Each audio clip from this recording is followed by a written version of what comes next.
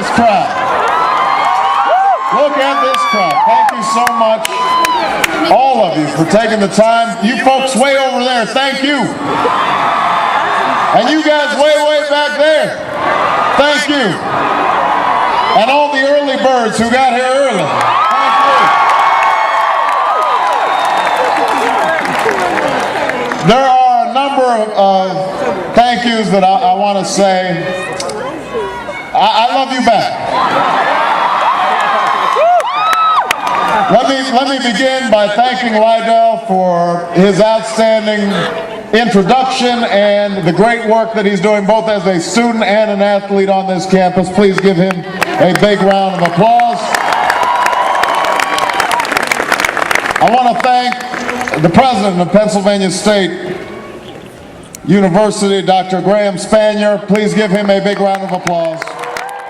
I have to say that there were some people, when I announced, that asked me, why are you running this time? Why are you running so soon? You're a relatively young man. You can afford to wait. That's what they said.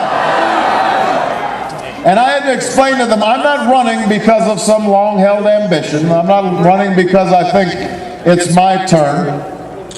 I am running because of what Dr. King called the fierce urgency of now. The fierce urgency of now.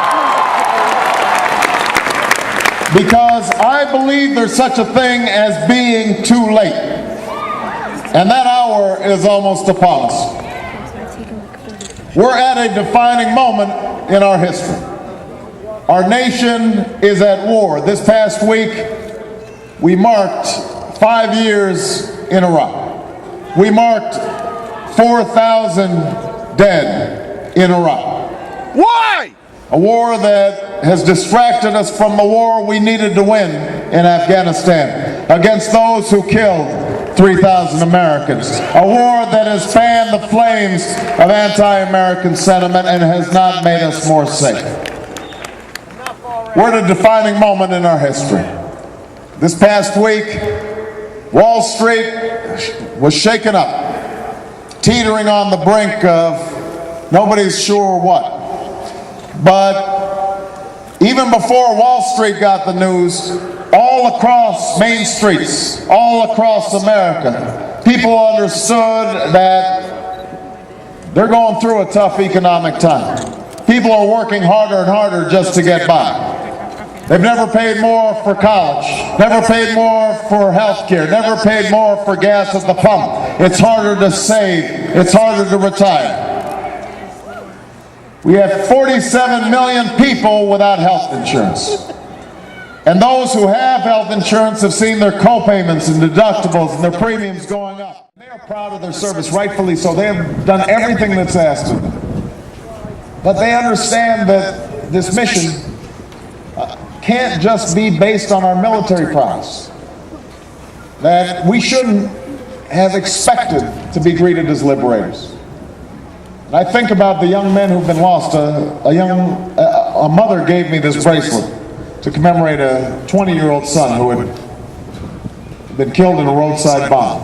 And I think about all the parents who sometimes I have to hug, who are weeping silently on my shoulders, who I meet at rallies. That's obviously been the most enormous cost, but understand the economic cost of this war.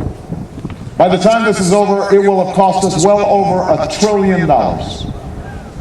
Probably closer to 2. Money that we could have used to rebuild America, to invest in homeland security, to make us safer, to finish the job in Afghanistan. This was an unwise war. That's why I opposed it in 2002. That's why I will bring it to an end in 2009. We will bring our troops home.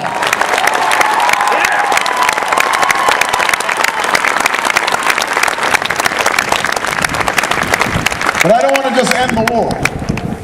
I want to end the mindset that got us into war. I'm tired of the climate of fear that has been created. Tired of using 9/11 as a way to scare up boats instead of a way to bring the country together around fighting a common enemy. So we're going to restore a sense of diplomacy to our foreign policy.